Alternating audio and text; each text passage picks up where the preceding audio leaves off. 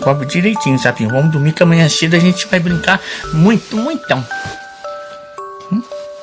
Você quer que eu te conte uma historinha? Tá bom. Era uma vez os 3 porquinhos. Você já conhece essa história? Eu não sei contar outra história, não. Inventar uma história? Era uma vez 3 amiguinhos. O Pum, o Cala-Boca e o Respeito. O Pum estava pinchando o muro da escola e por causa disso ele foi pra cadeia. O Respeito ficou sabendo, pegou o telefone e ligou pro Cala-Boca. Ô Cala-Boca, você ficou sabendo o que aconteceu com o Pum? Eu fiquei sabendo, tadinho do Pum.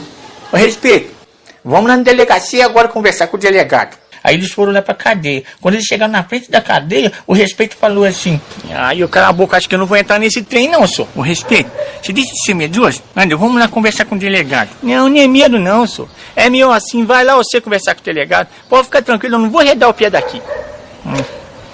Tá bom, né? Pode entrar.